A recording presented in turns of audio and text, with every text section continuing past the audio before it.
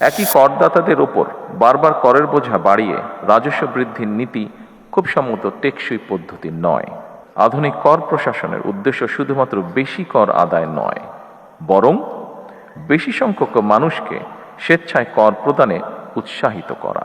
একজন করদাতা যিনি নিয়মিত কর আদায় করছেন, রাষ্ট্র যেমন তাকে সম্মানিত করবে, একইভাবে যিনি ইচ্ছাকৃতভাবে কর পরিহার করছেন তাকেও কর প্রদানের জন্য যথাযথভাবে উদ্বুদ্ধ বা আগ্রহী করে তোলা প্রয়োজন। এটিও আমাদের ওপেন ফ্লোর ডিসকাশনের মধ্যে উঠে এসেছে। কর ব্যবস্থাপনা কিংবা কর আদায় পদ্ধতি সহজ এবং দুর্নীতি ও হয়রানিমুক্ত হওয়া প্রয়োজন, যাতে মানুষ স্বেচ্ছাপ্রণোদিত হয়ে কর আদায় স্বাচ্ছন্দ্য বোধ করেন। আমার কাছে মনে হয় একই করদাতাদের ওপর বারবার করের বোঝা বাড়িয়ে রাজস্ব বৃদ্ধির নীতি খুব সম্ভবত টেকসই পদ্ধতি নয়, বরং কর প্রদানে সক্ষম ব্যক্তিদেরকে শনাক্ত করে তাদেরকে যথাযথ নিয়মে করের আওতায় আনার ব্যবস্থা করার কার্যক্রম উদ্যোগ গ্রহণ করা বোধহয় অত্যন্ত প্রয়োজন। এজন্য ডিজিটালি আধুনিক ডাটা ভিত্তিক কর প্রশাসন গড়ে তোলার খুব সম্ভবত কোনো বিকল্প নেই। ভ্যাট আধুনিক অর্থনীতির গুরুত্বপূর্ণ একটি রাজস্ব উৎস, তবে ভ্যাট ব্যবস্থাপনার সফলতা নির্ভর করে এর কার্যকর বাস্তবায়নের ওপর।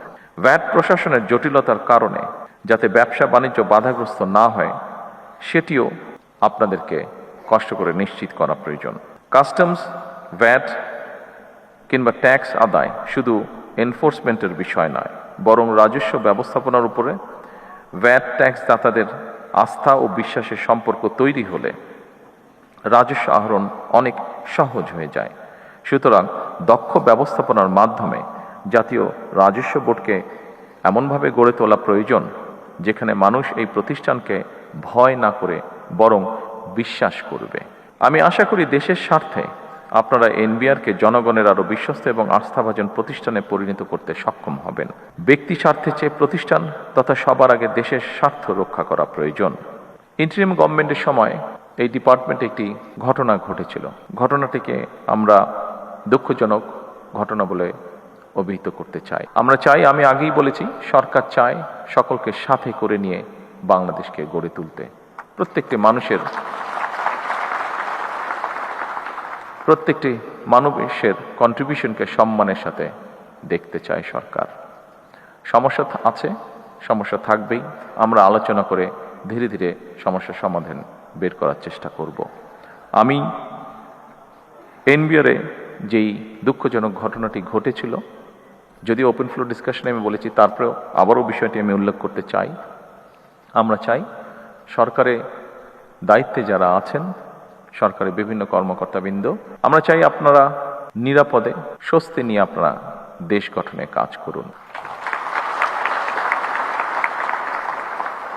সরকারের অবস্থান থেকে আমরা অবশ্যই চেষ্টা করব দেশের স্বার্থে, দেশের প্রয়োজনে যে বিষয়গুলো গুরুত্বপূর্ণ সেগুলিকে প্রায়োরিটাইজ করতে।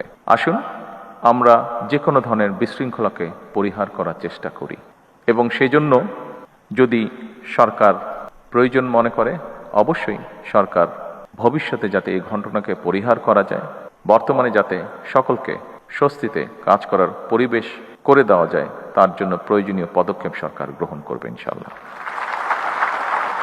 খবরের কাগজ, নিখাদ, নির্ভীক, নিরপেক্ষ।